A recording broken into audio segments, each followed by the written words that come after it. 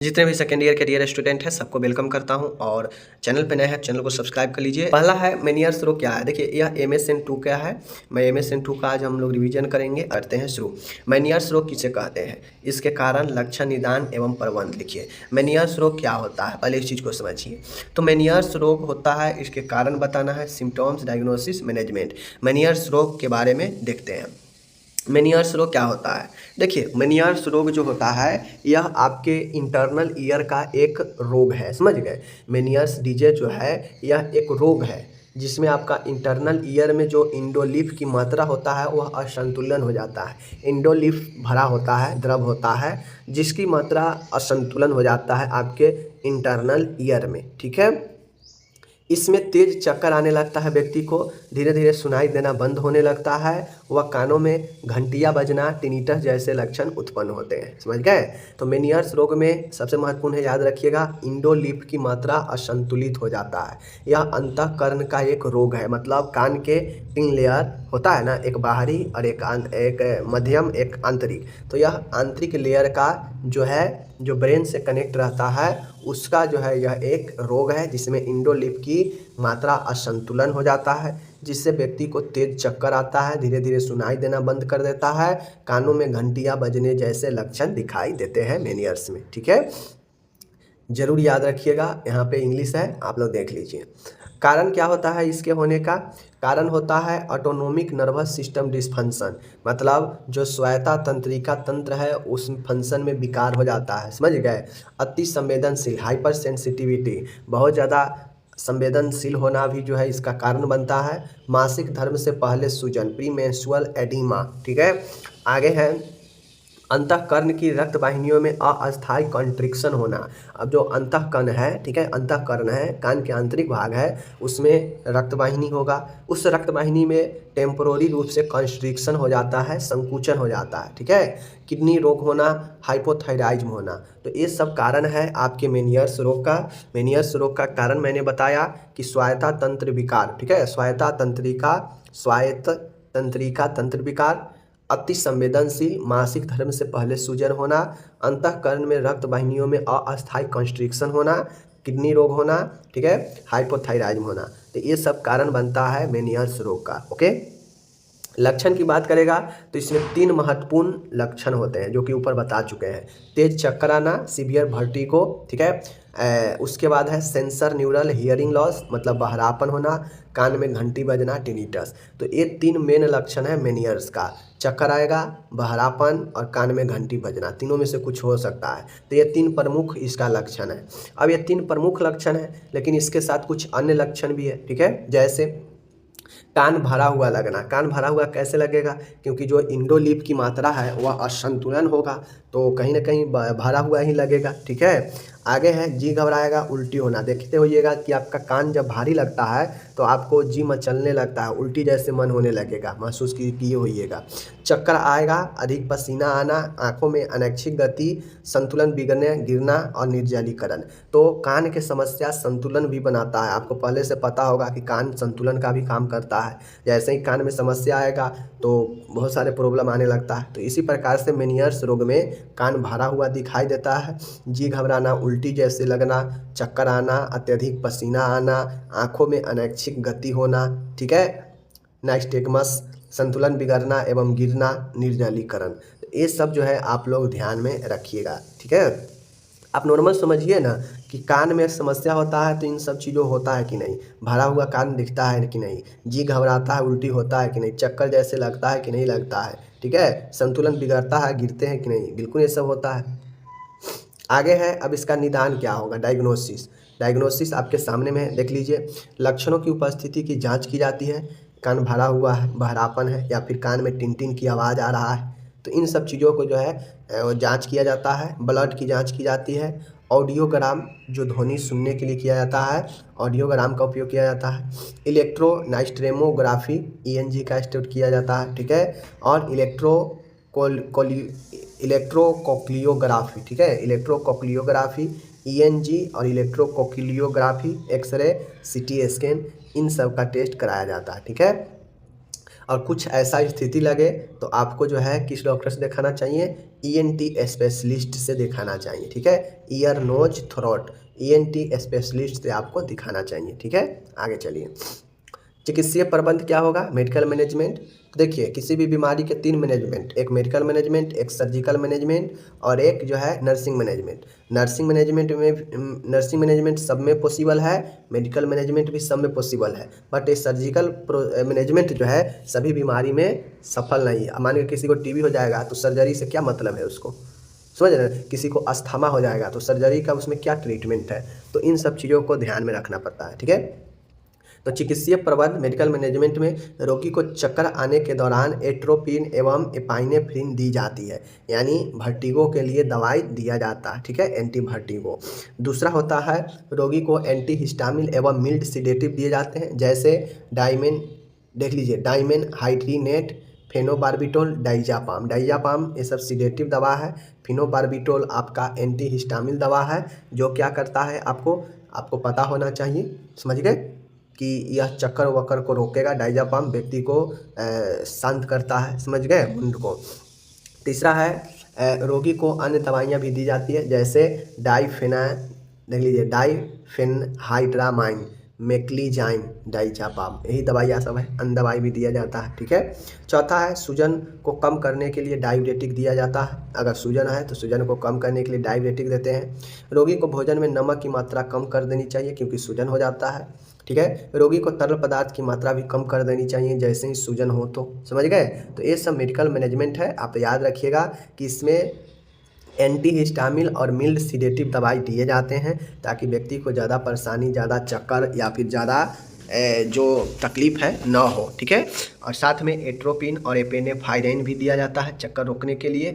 Histamine और sedative दवाई में डाइमेनहाइड्राइनाइट, फेनोबार्बिटोल, डाइजापाम दिए जाते हैं, ओके।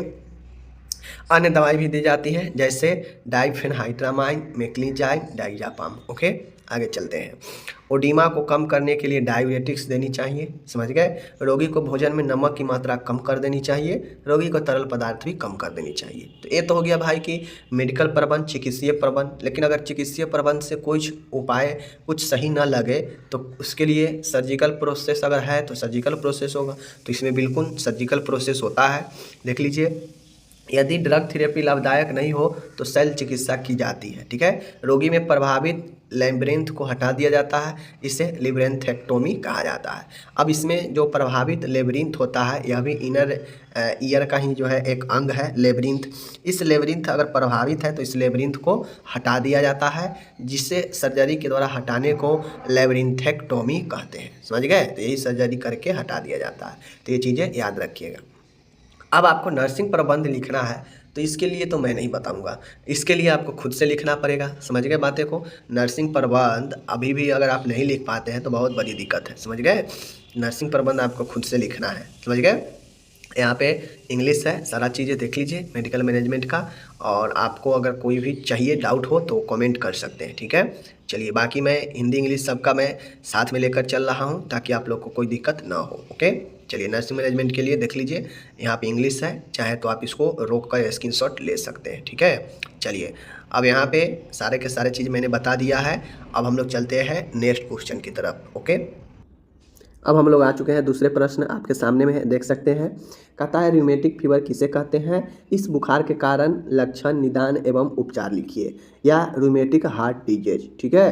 तो चलिए, रूमेटिक हार्ट डिजीज जिसे हम लोग RHD कहते हैं या इसी को रूमेटिक फीवर भी कहते हैं। जिस व्यक्ति में रूमेटिक फीवर होता है तो उसे बच के रहना चाहिए, क्योंकि यही रूमेटिक फीवर जो है व्यक्ति के अंदर रूमेटिक हार्ट डिजीज उत्पन्न कर देता है, समझ गए।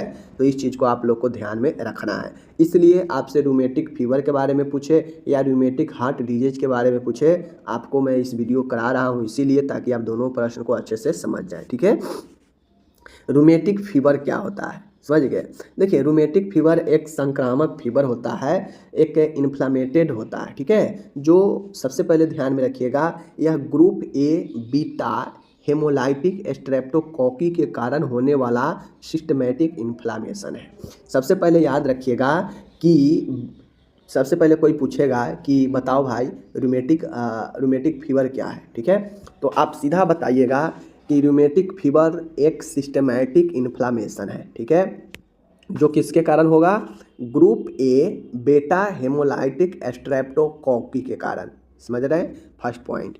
आगे बताइएगा कि इसमें बुखार व्यक्ति को हो जाता है और बुखार होने के साथ जोड़ों में अत्यधिक दर्द होता है, इसे ही अमावती ज्वर या रूमेटिक फीवर कहते हैं।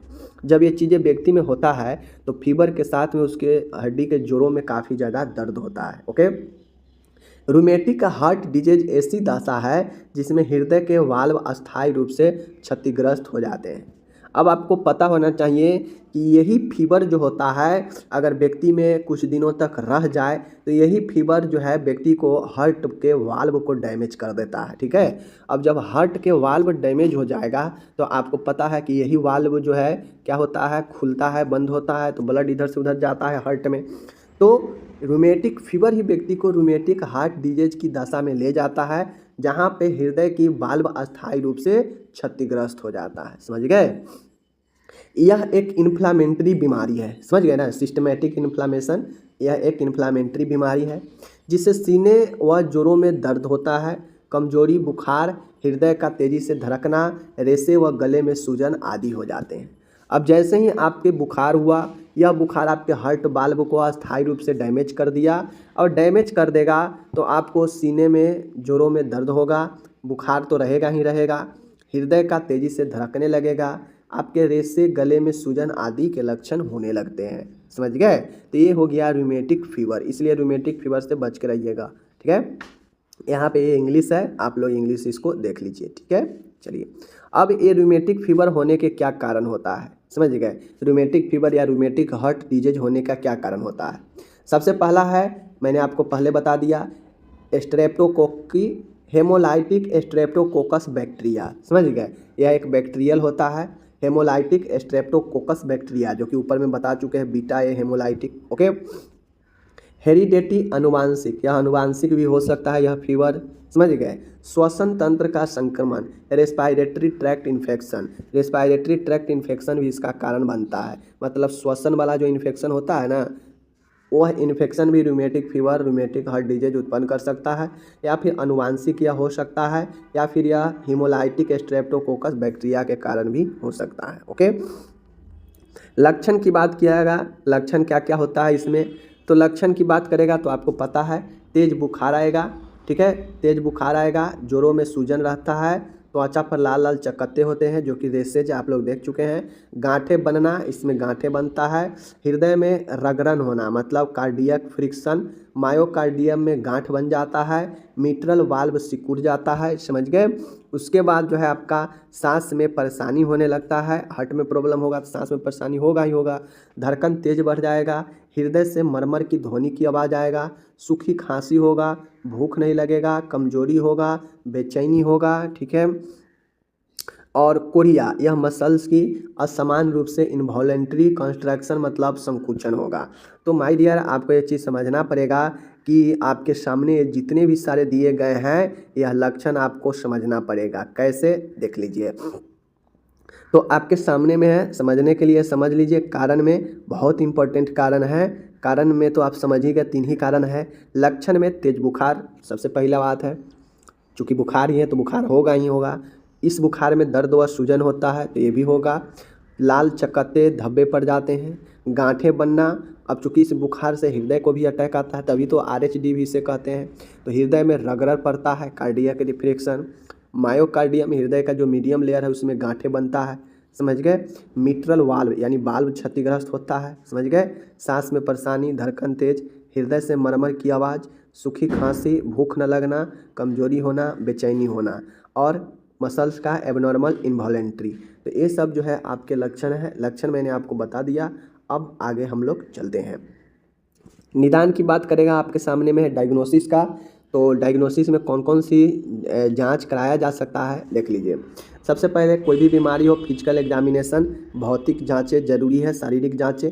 लक्षण की जांच किया जाएगा कि भाई क्या क्या लक्षण दिखता है, पहले उस लक्षण का जांच करें। ब्लड के जांच में WBC जांच, ESR जांच, ESR संक्रमण को बताता है, WBC भी, ठीक है। एल्बुमिन यूरिया का टेस्ट किया जाता है, ECG करवाया जाता है चेस्ट का, चेस्ट एक्सरे करवाया जाता है, इकोकार्डियोग्राफी कराया जाता है। ठीक है, तो RHD के लिए यह सब इम्पोर्टेंट है, ध्यान में रखिएगा। ओके, अब हम लोग चलते हैं इसके जटिलता कॉम्प्लिकेशन की तरफ कि अगर इस बीमारी पर ध्यान न दिया जाए तो यह क्या कॉम्प्लिकेशन कर सकता है। जटिलता, सबसे पहले आपके हृदय का जो ऊपरी लेयर है पैंक्रेडाइटिस, उसमें यह इन्फेक्शन कर सकता है। जो वाल्वुलर स्टेनोसिस है, जो वाल्वुलर है वह संकुचित हो सकता है। न्यूरोलॉजिकल डैमेज यानी जो तंत्रिका है वह क्षतिग्रस्त हो सकता है। हार्ट फेल कर सकता है, लास्ट में डेथ हो सकता है। तो ये सब चीज़ें याद रखिएगा, pancreatitis, valvular stenosis, neurological damage, heart failure, death. Pancreatitis को हृदय प्रदाह कहते हैं। वाल्वुलर स्टेनोसिस होता है संकुचन होना, तंत्रिकीय क्षतिग्रस्त, हार्ट विफलता, ठीक है, और मृत्यु। ठीक है, ये जटिलता है। प्रबंध क्या होगा इसका, तो इसका प्रबंध मैनेजमेंट आपके सामने में है। इसका प्रबंध निम्न प्रकार से किया जाएगा। कैसे किया जाएगा, रोगी को एंटीबायोटिक दी जाती है, चूँकि यह एक इन्फेक्टेड है, इन्फ्लामेटेड है, तो एंटीबायोटिक दिया जाएगा, जैसे पेनिसिलिन, पिप्रासिलिन, सल्फिडिजाइन, एरिथ्रोमाइसिन। यह सब एंटीबायोटिक दवा है। यह दवा सब एरिथ्रोमाइसिन, पिप्रासिलिन, पेनिसिलिन, ठीक है, याद रखिएगा। ये पेनिसिलिन, पिप्रासिलिन कौन सा है, एंटीबायोटिक का ग्रुप का है। ठीक है, आगे आता है रोगी को NSAID non steroidal anti inflammatory drug दी जाती है जिससे दर्द को नियंत्रित किया जा सके, जैसे एस्पिरिन, आइबुप्रोफेन। यह दवाइयाँ दर्द को नियंत्रित करने के लिए दिया जाता है। ठीक है, 3 है रोगी के आवश्यकता अनुसार अन्य दवा भी देते हैं, जैसे एंटासिड गैस को जलन को कम करने के लिए, एंटीइमेटिक्स उल्टी को कम करने के लिए, एंटीहिस्टामिन एलर्जी वगैरह को कम करने के लिए। तो रोगी को आवश्यकता अनुसार अन्य दवाइयाँ लक्षण के हिसाब से दिए जाते हैं, जिसे सिम्प्टोमेटिक मेडिसिन कहते हैं। चौथा है रोगी को स्टेरॉयड दिए जाते हैं, जैसे प्रेडनिसोलोन आदि। ठीक है, तो ये सब दवाइयाँ देकर ठीक किया जाता है। और लास्ट में अगर मान गए पेशेंट का अगर वाल्व क्षतिग्रस्त हो चुका है, वाल्व अगर डैमेज हो चुका है, तो उसके लिए सर्जरी, हार्ट का सर्जरी किया जाता है, जिसके लिए बाईपास सर्जरी होता है, हार्ट सर्जरी कोई भी किया जा सकता है। तो सर्जिकल प्रबंध में लिखिएगा कि अगर मरीज का मिट्रल वाल्व खराब हो चुका है, क्षतिग्रस्त हो चुका है, तो उसके लिए जो है क्या किया जाएगा, सर्जरी किया जाएगा। ठीक है, तो ये इतना लिख दीजिएगा। उसके बाद आप लोग नर्सिंग प्रबंध अपना खुद से लिखिएगा। नर्सिंग प्रबंध आपके सामने में है, बस नर्सिंग प्रबंध आपको अच्छे से इसको जो है क्या करना है। देखिए यहाँ पे इंग्लिश वाले देख लीजिए, यह आपका मेडिकल मैनेजमेंट है जिसमें एंटीबायोटिक देते हैं ये सब। ठीक है, NSAID दवाइयाँ, एस्पिरिन, आइबुप्रोफेन। ठीक है, उसके बाद होता है आपका अदर मेडिसिन में एंटीहिस्टामिन, एंटीइमेटिक, एंटासिड देते हैं, और स्टेरॉयड दवाई में प्रेडनिसोलोन देते हैं। ठीक है, तो ये हो गया आपका मेडिकल मैनेजमेंट। ये सब आप लोग देख लीजिए मेडिकल मैनेजमेंट। ओके, अब आता है nursing management. Nursing management screenshot लेना है तो ले सकते हैं, कोई दिक्कत नहीं है। ठीक है, तो चलिए यहाँ पे प्रश्न दिख रहा होगा। प्रश्न क्या है देख लीजिए। देखिए, यह प्रश्न अभी अभी मैंने आप लोगों को कराया भी, 15 नंबर में पंजाब में पूछा भी गया था, MSN 2 में पूछा भी गया था। यह आपके हार्ट से रिलेटेड समस्या है। देखिए, हार्ट से रिलेटेड 3-4 क्वेश्चन काफ़ी महत्वपूर्ण है। एक तो हो गया आपका ये CHF, इसी को CCF कहते हैं। ठीक है, इसी को जो है आपके अलग अलग नाम से जानते हैं। तो ये तो हो गया एक हार्ट फेलुअर, या इसी को हृदय घात, या इसी को जो है कंजेस्टिव कार्डियक फेलुअर कहिए, या इसी को कंजेस्टिव हार्ट फेलुअर कहिए। मतलब फेलुअर जो समस्या है वह वाला क्वेश्चन है। ठीक है, एक ये हो गया। एक होता है MI, मायोकार्डियल इन्फारक्शन, जिसे हार्ट अटैक कहते हैं, समझ गए। एक होता है आपका एंजाइना होता है, एंजाइना पेक्टोरिस। तो ये 3 ऐसे रोग हैं हार्ट का, एंजाइना, MI और ये कंजेस्टिव हार्ट फेलुअर। यह तीनों में से एक क्वेश्चन आपके एग्जाम में कोई ना कोई पूछ देगा, समझ गए। तो चलिए शुरू करते हैं।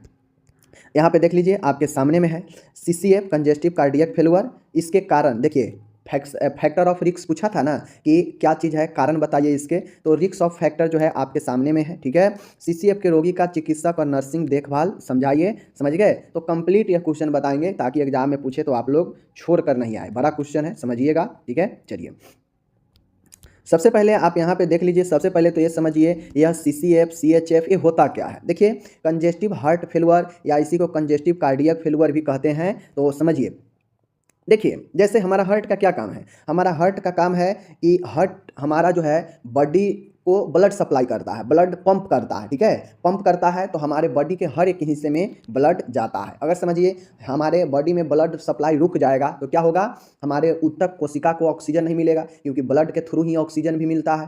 फेफड़ा से ऑक्सीजन ब्लड में जाता है, ठीक है। और ब्लड जो है पंप होता है हृदय से, और वह ब्लड में ऑक्सीजन होता है जो बॉडी को जीवित रखने के लिए कोशिकाओं को बहुत ज़्यादा जरूरी होता है। अगर आपके ब्लड में ऑक्सीजन कम जाए या ऑक्सीजन बॉडी में कमने लगे तो आप जो है दम घुटने लगता है, शरीर नीला पड़ने लगता है।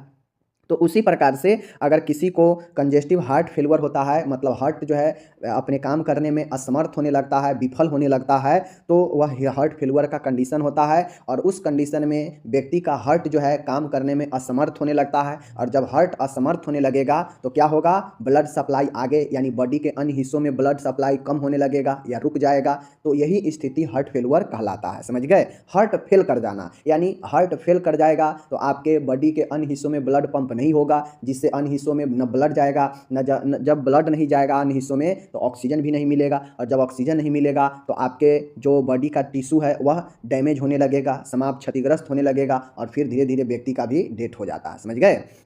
तो यह कंजेस्टिव हार्ट फेलियर है, समझ लीजिए। हार्ट फेलियर एक समस्या है, एक विकार है, जिसमें हृदय शरीर की मांगों को पूरा करने में असमर्थ हो जाता है। जिसमें हार्ट है वह बॉडी के जो डिमांड होता है उसको पूरा करने में असमर्थ हो जाता है, जिसके कारण जो रक्त प्रवाह है वह कम जाता है बॉडी में, सिराओं में और फेफड़ों में रक्त का जमाव या अन्य परिवर्तन होते हैं, ठीक है। अब जो ब्लड हार्ट पंप नहीं कर पाता है तो जो ब्लड जहाँ है फेफड़ा में, ठीक है, भेन में, इन सबों में ब्लड का कंजेशन होने लगता है, यानी जमाव होने लगता है या अन्य परिवर्तन होने लगते हैं जो हृदय को और भी कमजोर और सख्त बना देते हैं, समझ गए।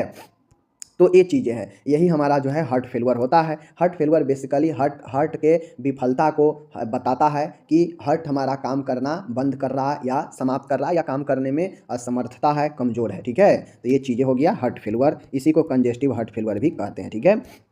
देख लीजिए यहाँ पे, यह एक असमान स्थिति है। यह क्या है, यह एक एबनॉर्मल कंडीशन है जिसमें हृदय पर्याप्त मात्रा में शरीर को रक्त आपूर्ति ब्लड सप्लाई नहीं कर पाता है। इससे अन्य कई नाम से भी जाना जाता है। तो आप लोग फिर से समझ गए कि यह एक असमान स्थिति है जिसमें हृदय पर्याप्त मात्रा में बॉडी को ब्लड सप्लाई नहीं कर पाता है, और इससे अन्य कई नामों से भी हम लोग जानते हैं। यानी कंजेस्टिव हार्ट फेलियर को और भी नाम से जानते हैं। चलिए देखते हैं कौन कौन से नाम से जानते हैं। तो यहाँ पे आपके सामने है, देख लीजिए, हिंदी इंग्लिश दोनों हम दे दिए हैं। अब इसके अन्य नाम में, तो अन्य नाम में होता है कार्डियक इनसुफिशियंस। कार्डियक इनसुफिशियंस कहने का मतलब है कि जो हृदय है वह असमर्थता, इनसुफिशियंस मतलब अपर्याप्त, समझ गए। हार्ट फेलियर हृदय विफलता, वेंट्रिकुलर फेलियर, अब इसमें बेसिकली जो हार्ट में जो प्रॉब्लम होता है वह वेंट्रिकल का ही प्रॉब्लम होता है, समझ गए। एक होता है नीलय और एक होता है आपका आलिंद। तो ये आलिंद और नीलय में जो नीलय जो वेंट्रिकल होता है इसी का फेलियर होता है, ठीक है। और कंजेस्टिव कार्डियक CCF भी इसका अन्य नाम है। तो इनमें से चारों में से कोई नाम से आपके एग्जाम में पूछ दे तो घबराना नहीं है, ओके। चलिए अब यहाँ पे फिगर देख लीजिए, फिगर समझना जरूरी है। आपको पता है हार्ट में 4 चैम्बर होता है, ठीक है। अब 4 चैम्बर होता है तो आपको समझना चाहिए, ऊपर में एक चैम्बर होता है आर्ट्रियम, एक इधर चैम्बर होता है, ये भी आर्ट्रियम ही होता है, लेकिन ये राइट होता है, ये लेफ्ट होता है। यह वेंट्रिकल है, यह भी वेंट्रिकल है, समझ गए। तो यह राइट वेंट्रिकल, यह लेफ्ट वेंट्रिकल, समझ गए। अब इस दोनों फिगर में आप लोग कुछ अंतर देख रहे हैं, ठीक है, देख रहे हैं ना। यहाँ पे अंतर क्या देख रहे हैं आप लोग, अंतर यहाँ पे देख लीजिए। ए वाला जो स्पेस है इसमें जो है इनराज हो गया, बढ़ चुका है, ठीक है। यहाँ वाला देख लीजिए, ए वाला जो देख लीजिए, ये वाला गैप देख लीजिए, यहाँ पे कुछ इसमें इन दोनों में डिफरेंस, आपको इन दोनों फिगर में डिफरेंस दिख रहा होगा। यह नॉर्मल हार्ट का साइन है और यह जो है हार्ट फेलियर का साइन है, ठीक है। तो आप लोग को दोनों में दिख रहा होगा, स्पष्ट रूप से फिगर आप लोग दिख रहे हैं। इसमें जो हार्ट है वह इनराज हो जाता है, बढ़ जाता है समस्या के कारण, ठीक है, जबकि हृदय इसमें नॉर्मल समान अवस्था में रहता है, समझ गए। तो ये चीज़ें हो गया। अब मैं आपको यहाँ पे बता देता हूँ, देख सकते हैं इसमें दीवार पतला हो गया है, इसमें दीवार मोटा हो जाता है, समझ गए। अब आपको पता है कि ये जो राइट वेंट्रिकल है ब्लड को निकालता है कहाँ, शुद्ध ऑक्सीजन लाने के लिए जाता है, फेफड़ा की तरफ जाता है पल्मोनरी आर्टरी के द्वारा, समझ गए। यह रहता है आपके अशुद्ध रक्त जो शुद्ध करने के लिए ऑक्सीजन लाने के लिए जाता है पल्मोनरी आर्टरी के द्वारा फेफड़ा की तरफ, वहाँ से ऑक्सीजन लेकर और आता है इधर, ठीक है, इस वाले आर्टरिया में आता है, जमा होता है ऑक्सीजन वाला पल्मोनरी वेन से, इसमें आता है ब्लड, अब शुद्ध ब्लड। अब ये शुद्ध ब्लड भेजता है इस वेंट्रिकल में, ठीक है। अब ये वेंट्रिकल बॉडी में पंप करता है। तो अगर यह वाला लेफ्ट वेंट्रिकल फेल होगा तो क्या होगा, बॉडी में ब्लड को पंप करना असमर्थ हो जाएगा, ठीक है। और ये वाला अगर फेल होगा तो यह शुद्ध करने के लिए ही ब्लड को आगे की तरफ नहीं भेज पाएगा। तो दोनों में कंडीशन है, यह ब्लड को ऑक्सीजन लेने के लिए भेजता है। तो जब ये वेंट्रिकल राइट वाला वेंट्रिकल फेल होगा होगा तो यहाँ पे ये समस्या होगा कि यह ऑक्सीजन के लिए ब्लड को आगे नहीं भेजेगा। और जब ए वाला लेफ्ट वेंट्रिकल जब फेल होगा तो यह क्या होगा, बॉडी में ऑक्सीजन, बॉडी में ब्लड को सप्लाई करना असमर्थ हो जाएगा। तो दोनों वेंट्रिकल का ही फेलवर होता है, इसीलिए इसे जो है वेंट्रिकल फेलवर भी कहा जाता है। तो ये चीज़ें आप लोग समझ गए। आगे चलिए, अब यहाँ पे हार्ट का प्रकार है। तो हार्ट के प्रकार में आपके सामने है हृदयघात यानी हार्ट फेलवर के मुख्यतः दो प्रकार होते हैं, अभी दो प्रकार बता ही दिए। एक राइट वेंट्रिकुलर मतलब इस साइड वाला, और लेफ्ट वेंट्रिकुलर मतलब इस साइड वाला। ठीक है, तो इस साइड वाला ब्लड को कहाँ भेजता है, फेफड़ा की तरफ ऑक्सीजन लाने के लिए, और ऑक्सीजन ला के फिर इस आर्टेरियम में लाता है ब्लड, और यहाँ से फिर इसमें आता है, समझ गए, ब्लड। और ये वाला पंप करता है बॉडी के लिए। तो ये फेल होगा तो बॉडी के और नहीं कर पाएगा सप्लाई, और ए वाला फेल होगा तो यह जो है ऑक्सीजन के लिए जो है ब्लड को आगे की तरफ नहीं भेज पाएगा। तो दोनों कंडीशन में दिक्कत है, यह भी नहीं भेजेगा तो बॉडी में ऑक्सीजन नहीं मिलेगा, और यह भी नहीं भेजेगा तो बॉडी में ब्लड ही नहीं जाएगा, समझ गए। तो यही कंडीशन है। ओके, अब दोनों यहाँ पे राइट और लेफ्ट वेंट्रिकुलर समझ गए। अब चलिए एक एक करके समझते हैं। तो यहाँ पे है राइट वेंट्रिकुलर मतलब दायां नीलय विफलता, समझ गए। राइट मतलब दायां, वेंट्रिकुलर मतलब नीलय, और फेलुअर मतलब विफलता, यानी राइट वेंट्रिकुलर फेलुअर। ओके, यह एक हृदय रोग है। राइट वेंट्रिकुलर फेलुअर जो है आपका, यह एक हृदय का रोग है, जिसमें चूंकि यह तो उसी का पार्ट है ना, तो हृदय का रोग ही होगा, जिसमें राइट वेंट्रिकुलर द्वारा पल्मोनरी आर्टरी में पर्याप्त रक्त पंप नहीं हो पाता है। अभी मैंने आपको बता दिया कि ये जो जैसे ये हार्ट है, ये 4 चेंबर है, तो ये वाला चेंबर सबसे पहले बॉडी से जो अशुद्ध ब्लड होता है कहाँ आता है, आर्टरिया में आता है, राइट आर्टरिया में। ये वाला यहाँ पे कपाट लगा होता है, वाल्व लगा होता है, जो ब्लड को भेजता है इस वाले में, ठीक है, इस वाले में, वेंट्रिकल वाले में भेजता है। ठीक है, बॉडी से ब्लड आया यहाँ पे, ठीक है, यहाँ पे इसमें आया, ये वाला भेज दिया इस वाले में से, तो ये है राइट वेंट्रिकुलर। अब ये राइट वेंट्रिकुलर क्या करता है, इस अशुद्ध ब्लड को ऑक्सीजन के लिए भेजता है फेफड़ा की तरफ, क्योंकि हमारा श्वसन की क्रिया फेफड़ा से ही होता है, तो वहाँ पे ऑक्सीजन रहता है स्टोर, तो वहाँ से एक पल्मोनरी आर्टरी जाता है, इससे जो भेजता है अशुद्ध ब्लड को फेफड़ा की तरफ। फेफड़ा में जो ऑक्सीजन होता है इस वाले में ब्लड में भरकर और इस प्रकार से आता है, इधर आता है, और यहाँ पे पल्मोनरी वेन के द्वारा शुद्ध ब्लड यहाँ पे आता है, और फिर यहाँ से यहाँ भेजता है, ये लेफ्ट आर्टरी वेंट्रिकुलर होता है, और यह बॉडी को सप्लाई के लिए और रोटा में पंप करता है। ठीक है, तो जब ए वाला फेल है तो यह पल्मोनरी आर्टरी जो इधर है इसमें पंप नहीं कर पाएगा, समझ गए। तो यही है आपका, समझ गए। चलिए, अब कारण क्या हो सकता है इसके नहीं करने का, तो देख लीजिए। फेफड़ों में पानी भरा होना, प्लूरल इफ्यूजन। अगर आपके फेफड़ा में पानी भरा होगा तो फेफड़ा में जो पल्मोनरी आर्टरी का मतलब क्या होता है कि फेफड़ा का धमनी, यानी फेफड़ा वाला धमनी। तो जब फेफड़ा में पानी होगा तो ये कंडीशन होगा। पल्मोनरी आर्टरी अगर सिकुड़ा होगा तो यह कंडीशन हो सकता है। पल्मोनरी एम्बोलिज्म होगा, मतलब फेफड़ा में किसी प्रकार के जमाव होगा। ठीक है, वेंट्रिकुलर एर्थेमिया हो सकता है। मिट्रल वाल्व में विकृति, अब ऊपर वाला और नीचे वाला में जो वाल्व है इसमें कोई विकृति हो सकता है, समझ गए। रियूमेटिक हार्ट डिजीज, RHD जिसको हम लोग कहते हैं, रियूमेटिक हार्ट डिजीज, कोई किडनी का रोग, पेट में पानी भरा होना, समझ गए। और आगे है, ये सब कारण है, देख लीजिए, ये कारण है, ये कारण याद रखिए, आपके पल्मोनरी से जुड़ा हुआ ही ज़्यादातर कारण है। जैसे फेफड़ा में पानी भरना, पल्मोनरी आर्टरी का सिकुड़न होना, स्टेनोसिस होना, पल्मोनरी एम्बोलिज्म होना। सिकुड़न के मतलब क्या होता है कि जैसे इतना जगह है, बाद में सिकुड़ कर इतना पड़ गया, इतना हो गया, तो कहीं ना कहीं इसके स्पेस में तो कम गया, तो यही सिकुड़ गया, मतलब जो ब्लड ज़्यादा जाता है वो कम जाएगा, तो यही सिकुड़न होता है। एम्बोलिज्म का मतलब होता है कि थक्का बन जाना, यानी पल्मोनरी में कहीं ना कहीं कुछ चीज़ का जमाव हो जाना, थक्का बन जाना। वेंट्रिकुलर एर्थेमिया मतलब जो वेंट्रिकुलर है उसमें सूजन टाइप से आ जाना, समझ गए।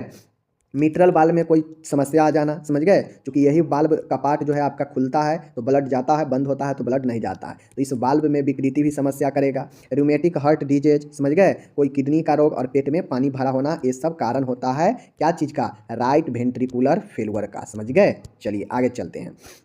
लक्षण क्या है, लक्षण है राइट वेंट्रिकुलर फेलुअर में क्या क्या लक्षण प्रकट होते हैं। अब देखिए, राइट और लेफ्ट दोनों प्रकार है, दोनों का कारण अपना है और दोनों का लक्षण भी अपना होगा। ठीक है, क्योंकि एक ब्लड को, शुद्ध ब्लड को बॉडी में पंप कर रहा है, और एक है जो अशुद्ध ब्लड को शुद्ध करने के लिए, ऑक्सीजन लाने के लिए फेफड़ा की तरफ भेज रहा है, तो दोनों में अपना अपना कारण और अपना अपना लक्षण होगा। तो अभी हम लोग देख रहे हैं अशुद्ध ब्लड को फेफड़ा की तरफ भेजना है, लेकिन वहाँ पर हमारा हृदय असमर्थ है आगे भेजने के लिए, ऑक्सीजन लाने के लिए, तो ये समस्या होता है। ठीक है, राइट वेंट्रिकुलर फेलुअर में निम्न लक्षण प्रकट होते हैं। ठीक है, चलिए अब यहाँ पे देख लीजिए, सांस लेने में परेशानी। अब सांस लेने में कैसे परेशानी होगा, क्योंकि फेफड़ा से रिलेटेड है, तो फेफड़ा में पानी भरा होगा, फेफड़ा में कोई एम्बोलिज्म होगा, अर्थेमिया होगा, तो ये सब आपके श्वसन में भी समस्या करेगा। पल्मोनरी आर्टरी से आवाज़ आना, अब जो पल्मोनरी आर्टरी है उसमें ब्लड पंप सही से नहीं हो पाएगा तो वहाँ पर आवाज़ आएगा। ठीक है, एक क्रेकल की आवाज़ आएगा।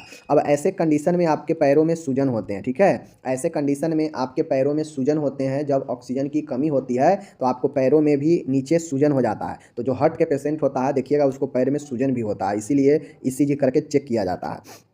शरीर में तरल अतिरिक्त बढ़ जाता है, क्योंकि अभी ऊपर देखे हैं कि राइट वेंट्रिकुलर में पेट में पानी का कारण बनता है, प्लूरल इफ्यूजन कारण बनता है, समझ गए। तो ये चीज़ें हैं, ये तरल बढ़ने से तो शरीर में तरल का अत्यधिक मात्रा भी लक्षण होगा।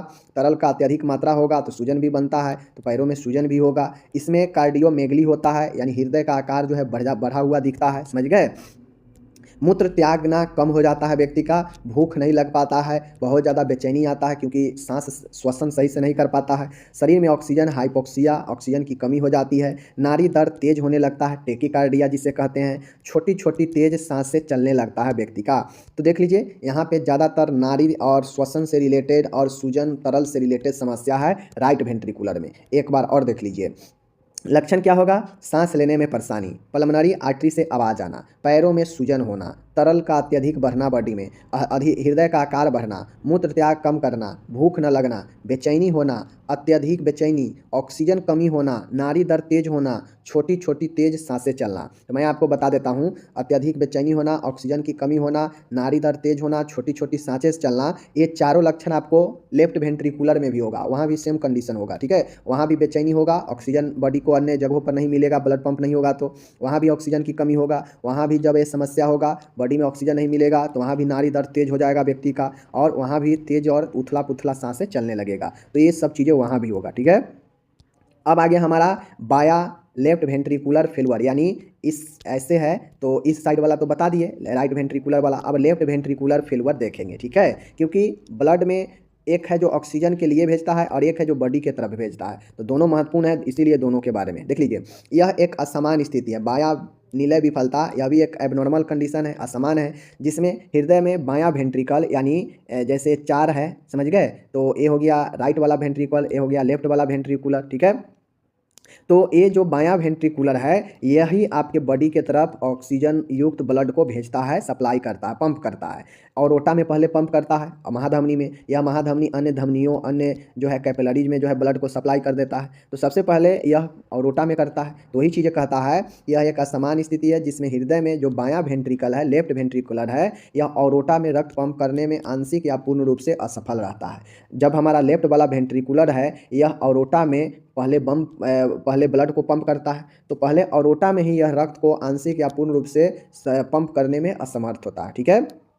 इससे शरीर में जो परिसंचरण है, जो सर्कुलेशन है वह कम जाता है। अब हार्ट हमारा ब्लड सप्लाई बॉडी में करेगा ही नहीं तो ऑटोमेटिक है हमारा बॉडी में सर्कुलेशन कम जाएगा, ठीक है, परिसंचरण कम जाएगा। तो यही लेफ्ट वेंट्रिकुलर होता है फेल्यूर, ठीक है, यहाँ पे इंग्लिश है।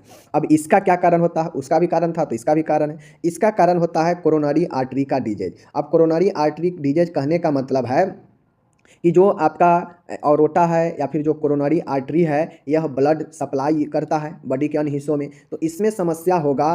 तो यह जो ब्लड है यह हृदय जो है ब्लड पंप तो करेगा, बट यह कोरोनरी आर्टरी गड़बड़ खराब होने के कारण कोरोनरी आर्टरी से ब्लड आगे नहीं जाएगा, जिसका परिणाम होगा कि ब्लड उसी चेम्बर में रहेगा, ठीक है। हृदय की पेशिया में विकार होना, कार्डियोमायोपैथी। अब जो वेंट्रिकुलर है उसका मसल्स है, चूंकि हार्ट हमारा मसल्स का बना हुआ खोखला अंग है, तो उसमें हृदय के जो पेशिया है, मसल्स है, उसमें समस्या से हो सकता है। हमेशा बीपी बढ़े रहना भी इसका कारण बन सकता है। रक्त वाहिनियों के भित्ति में लवण एवं वसा का जमाव, जिसे एथेरियोस्क्लेरोसिस कहते हैं। अब जो हमारा आप लोग को बता चुके हैं पहले, अगर यह रक्त वाहिनी है तो इसमें छोटे छोटे लवण और वसा जमकर इसके रास्ता को अवरुद्ध करता है, कम करता है, जिससे ब्लड आगे की तरफ जो है कम जाता है, ठीक है। तो वही कहता है एथेरोस्क्लेरोसिस भी कारण हो सकता है। धमनियों का दीवार कठोर होना यानी आर्टरियोस्क्लेरोसिस, जो धमनी है जो ब्लड को अन्य अंगों तक भेजेगा शुद्ध ऑक्सीजन, वह आर्टरियोस्क्लेरोसिस कठोर होने से उसका आयतन कम जाएगा, जो ब्लड को हल्का हल्का आगे की तरफ जाने देगा, ठीक है। मायोकार्डियल इन्फारक्शन, हार्ट अटैक जो होता है यह भी कारण इसका बनेगा। एनीमिया, रक्त की कमी होना, जिससे ब्लड पर्याप्त मात्रा में जो है हार्ट आगे पंप नहीं कर पाएगा, ब्लड कम है तो एनीमिया भी कारण है। आघात, स्ट्रोक, मतलब आघात लगना भी पेशेंट को जो है कारण बन सकता है वेंट्रिकुलर फेल होने का। कौन सा, लेफ्ट वाला, समझ गए। तो कारण में आप लोग को मैंने बता दिया क्या क्या कारण है। कोरोनरी आर्टरी का रोग होना, हृदय के मसल्स का खराबी होना, रक्तचाप बढ़े रहना, एथेरोस्क्लेरोसिस होना, धमनियों का कठोर होना मीन्स आर्टरियोस्क्लेरोसिस, मायोकार्डियल इन्फारक्शन मतलब हार्ट अटैक, एनीमिया, आघात, स्ट्रोक लगना। तो यह सब कारण है, मैंने आपको बता दिया। रही बात इसका भी अपना लक्षण है, तो चूंकि आपको पता है कि यह लेफ्ट वेंट्रिकल शुद्ध ब्लड को बॉडी के अन्य हिस्सों तक भेजता है, तो जब नहीं भेजेगा या फिर असमर्थ हो जाएगा तो क्या क्या लक्षण दिखाई देगा, चलिए आपको हम दिखाते हैं इसी लक्षण को। ठीक है, देख लीजिए। सबसे पहले जब नहीं भेजेगा तो आपके हाइपरटेंशन होगा, ब्लड जो है चाप बढ़ा हुआ रहेगा। ठीक है, स्पंदन पाल्पिटेशन, जिसे हम लोग धड़कन बढ़ा हुआ भी कहते हैं। सांस लेने में परेशानी होगा, वहाँ भी था यहाँ भी है ना, धड़कन बढ़ाना यहाँ भी है वहाँ भी था, हाइपरटेंशन वहाँ भी था यहाँ भी है।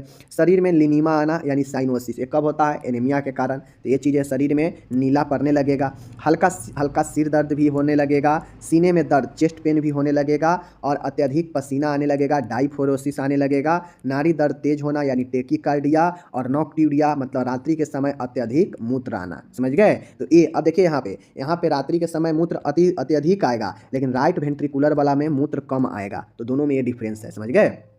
तो आप इसके लक्षण को समझ गए, बिल्कुल समझ गए। चलिए अब यहाँ पे आता है निदान। अब चूंकि हार्ट फेलुअर को हम लोग समझ गए दोनों तरीका से, तो अब हम लोग इसके निदान को ढूंढते हैं, डायग्नोसिस का। तो डायग्नोसिस में कुछ इसके लिए डायग्नोसिस है। सबसे पहले कोई भी बीमारी होता है उसका हिस्ट्री लिया जाता है, हिस्ट्री टेकिंग, हिस्ट्री कलेक्शन। ठीक है, इतिवृत्ति लेना, लक्षणों की जाँच किया जाता है, देखा जाता है कि पेशेंट में क्या क्या समस्या है, पैरों में सूजन है या सांस तेज चलता है या धड़कन बढ़ रहा है या पसीना आता है या रात के समय पेशाब ज़्यादा होता है। ठीक है, तो ऐसे ऐसे लक्षण देखते हैं, और लक्षण अगर लगता है इस टाइप का इन सब में से, तो फिर जो है उसको जांच करते हैं आगे। ब्लड की जांच किया जाता है, ईसीजी इलेक्ट्रोकार्डियोग्राफी ईसीजी किया जाता है, इकोकार्डियोग्राफी इको टेस्ट किया जाता है, समझ गए, कोरोनरी एंजियोग्राफी, समझ गए। तो ये सब कुछ चेक है जो करके पता किया जाता है कि आखिर रियल में समस्या क्या है, समझ गए चीज़ों को। तो ये सब चीज़ें हो गई आपका। आगे देखिए, आगे और बताते हैं आपको। अब ये हो गया आपका निदान। अब निदान हो गया, जब निदान करके हम पता कर लेंगे कि हाँ आखिर दिक्कत क्या है, कन्फर्म हो जाएंगे, तो अब आता है अगर कन्फर्म हो जाए कि हाँ हार्ट फेलुअर का पेशेंट है, तो फिर उसमें उपचार क्या क्या किया जाता है। तो उपचार में रोगी को एडिमा यानी सूजन होता है पैरों में, तो उसके लिए एडिमा को नियंत्रित करने के लिए डायूरेटिक देते हैं, जैसे फुरसामाइड, टॉर्सामाइड, मेनिनटोल। ये सब डायूरेटिक दवा है जो बॉडी से अत्यधिक अनावश्यक तरल को निकालता है, जिससे सूजन कमता है। ठीक है, तो ये फुरसामाइड, टॉर्सामाइड, मेनिनटोल एडिमा नियंत्रित करने के लिए दिया जाता है हार्ट वाले पेशेंट को। ओके, रोगी को नम ऑक्सीजन यानी जो ऑक्सीजन होता है प्रदान किया जाता है, क्योंकि दोनों के लक्षण में देखें हैं कि ऑक्सीजन सांस लेने में समस्या होता है। रोगी को औषधि में डिजॉक्सिन दी जाती है, जो हार्ट फेलुअर के मरीजों के लिए काफ़ी महत्वपूर्ण दवाई है, जिससे हृदय मांसपेशिया के कंट्रैक्शन संकुचन क्षमता बढ़ता है एवं हार्ट फेलुअर समाप्त होता है। समझ गए, क्योंकि जब तक आपके हार्ट के मसल्स में कंट्रैक्शन नहीं होगा वह ब्लड को आगे पंप नहीं करेगा, और पंप नहीं करेगा तो समस्या होगा। इसलिए डिजॉक्सिन क्या करता है कि हृदय के मांसपेशी को कंट्रैक्शन क्षमता यानी संकुचन क्षमता बढ़ा जाता है, जिससे मसल्स एक्टिव हो जाता है और वह पंप करने लगता है, तो यह जिससे हार्ट फेलुअर समाप्त होता है। रोगी को वैसोडिलेटर यानी रक्त वाहिका को फैलाने वाला दवाइयाँ दिया जाता है, जैसे नाइट्रेट्स, हाइड्रालेजाइड, एसी इनहिबिटर, यह सब वैसोडिलेटर दवाइयाँ होती है। ठीक है, आगे है पांचवा है कार्डियक अस्थमा के लिए एमिनोफाइलिन एवं थियोफाइलिन का उपयोग किया जाता है। अगर पेशेंट में दम घुट रहा हो, सांस लेने में समस्या हो रहा हो, तो उसके लिए एमिनोफाइलिन और थियोफाइलिन एक अस्थमा वाला दवाई है जो देनी चाहिए। ठीक है, एंड छठा है रोगी को आहार में लो सोडियम डाइट। अब चूंकि हाई सोडियम डाइट लेगा तो रक्तचाप बढ़ा देगा, और रक्तचाप तो इसमें ऑलरेडी बढ़ा रहता है जो एक कारण बनता है हार्ट फेलुअर का, तो इसमें लो सोडियम डाइट लेने का सलाह देते हैं। और लेस फ्लूइड इंटेक, अब जो हार्ट का पेशेंट होता है जिसको हार्ट का समस्या रहता है हार्ट फेलुअर का, उसको पानी तरल की मात्रा कम लेने के लिए कहा जाता है। ठीक है, तो ये सब समस्या होता है। उसके बाद लक्षण के भी जांच किए जाते हैं, बहुत सारे जांच लक्षण के किए जाते हैं, जैसे लक्षणों की इलाज किया जाता है। लक्षणों के इलाज में जैसे अगर मान के चक्कर आ रहा है तो उसका दवाई देगा, हेडेक हो रहा है तो उसका दवाई दिया जाता है। तो लक्षण की यहाँ पे मैंने आपको नहीं बताया है, लक्षण का आप खुद से लिखिएगा, समझ गए।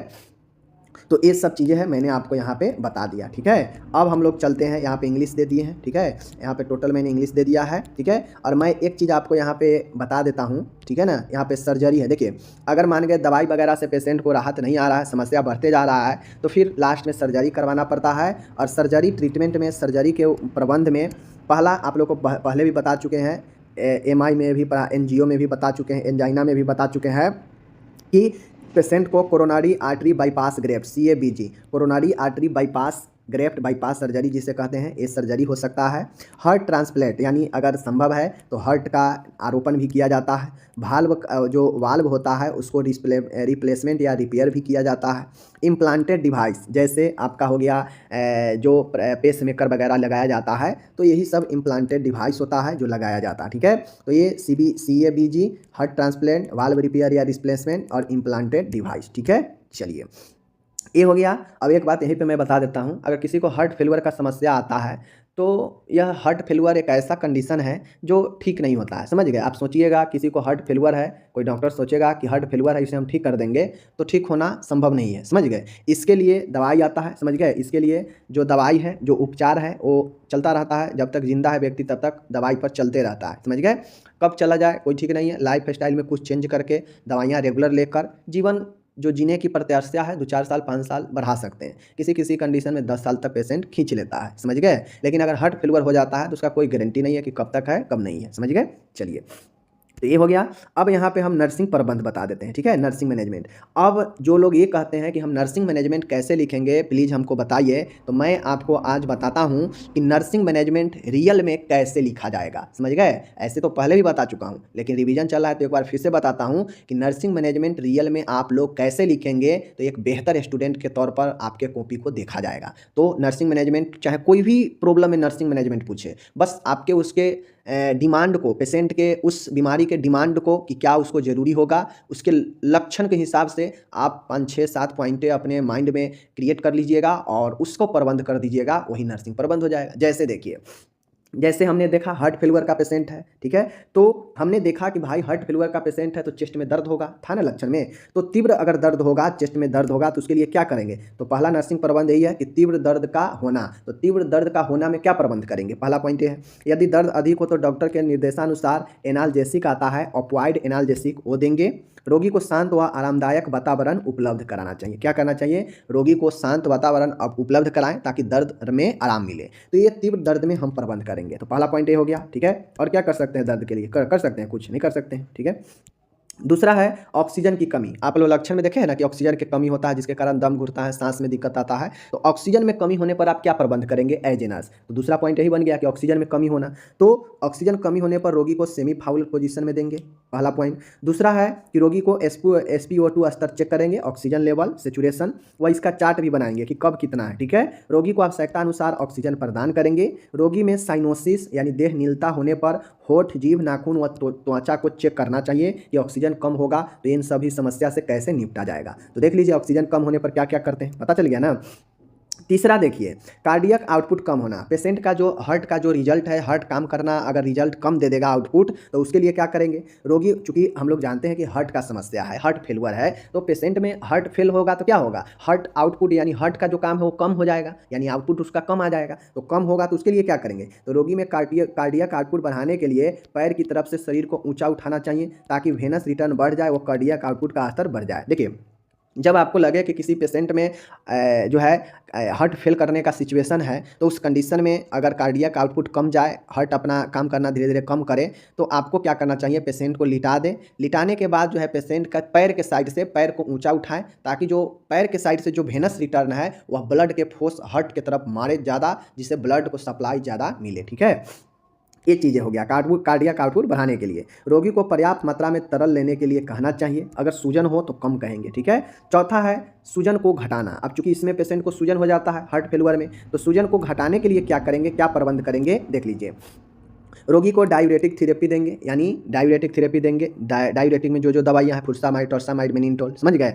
रोगी को भोजन में नमक पानी का मात्रा कम कर देनी चाहिए, ठीक है। जैसे ही बॉडी में तरल बढ़े, सूजन हो जाए, तो पेशेंट को तरल भी कम कर देंगे और नमक भी कम कर देंगे, ठीक है। इनटेक आउटपुट चार्ट बनाएंगे, मीन्स पेशेंट कितना पानी ले रहा है या कितना तरल ले रहा है, उसके बॉडी से कितना तरल निकल रहा है, इसका जो है इनटेक आउटपुट का चार्ट बनाएंगे, समझ गए। आगे है चार्ट में नियत समय पर प्रविष्टि दर्ज करनी चाहिए, समझ गए। चार्ट में समय समय पर जो है डाटा को फिल करते रहना चाहिए, ठीक है। आगे बढ़िए। 5वां पॉइंट है रोगी का व्यथित होना। अब कोई भी गंभीर समस्या है तो ये जाहिर सी बातें हैं कि पेशेंट परेशान हो ही जाएगा, व्यथित हो ही जाएगा। तो मरीज अगर परेशान हो जाएगा तो उसके लिए भी आपको ही प्रबंध करना है। तो 5वां पॉइंट है कि रोगी को व्यथित होना, और व्यथित होगा तो उसके लिए क्या क्या प्रबंध करेंगे एज ए नर्स, देख लीजिए। रोगी के साथ नर्स को विश्वासपूर्ण नर्स रोगी संबंध बनाने चाहिए। सबसे पहले रोगी के साथ नर्स को विश्वासपूर्ण नर्स पेशेंट रिलेशन को स्थापित करना चाहिए, पहला पॉइंट।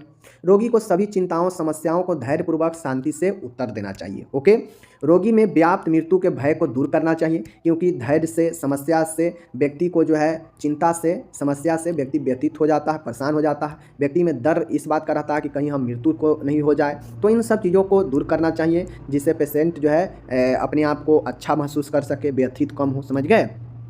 वार्ड में रोगी से कम लोग मिले, इसका ज़्यादा ध्यान रखें, क्योंकि जितना ज़्यादा मरीज मिलेगा उतना ज़्यादा मरीज को टेंशन होगा, सबका चिंता होगा, समझ गए। रोगी व उसके परिजनों को रोग के बारे में व उसके उपचार व स्वास्थ्य शिक्षा के बारे में पूर्ण जानकारी प्रदान करनी चाहिए।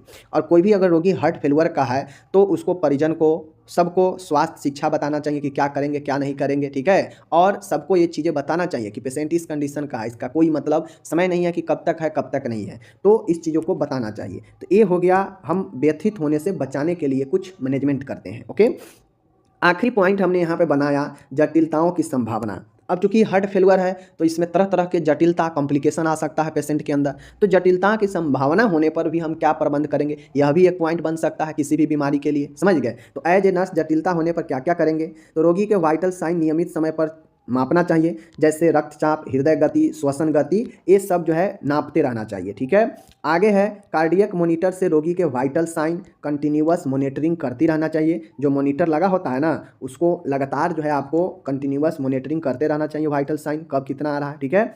सभी आपातकालीन दवाइयाँ व सामान रोगी के बिस्तर के पास रखे होना चाहिए, ताकि जैसे ही कुछ हो पेशेंट के अंदर तुरंत दवाइयाँ, तुरंत सब चीज़ दिया जाए। रोगी को अन्य रोगों की दवाइयाँ सही समय और निरंतर रूप से देना चाहिए। अगर रोगी को अन्य दवाइयाँ भी चल रहा है तो अन्य दवाइयाँ भी निरंतर रूप से देना चाहिए, ताकि अन्य जटिलता भी हावी न हो। किसी भी जटिलता की स्थिति में डॉक्टर को तुरंत सूचित करें। अब जटिलता के जैसे ही संभावना हो तुरंत डॉक्टर को सूचित कर देना चाहिए, नर्स के रिस्पॉन्सिबिलिटी है। तो इस प्रकार से आप लोग 6 पॉइंट जो देखे हैं, और इस 6 पॉइंट को हम कैसे कैसे मैनेज करेंगे, यह आपके नर्सिंग मैनेजमेंट का सबसे अच्छा तरीका है। और सीधा लाइन बाय लाइन अगर लिखिएगा तो उतना इफेक्टिव नहीं होगा जितना इफेक्टिव यह 6 पॉइंट और इसके अलग अलग तरीके से मैंने बताया कि कैसे कैसे करेंगे। तो अगर आप अच्छा समझा दिया, हम मिलते हैं अगले वीडियो में। आप अपना ख्याल रखिएगा, धन्यवाद।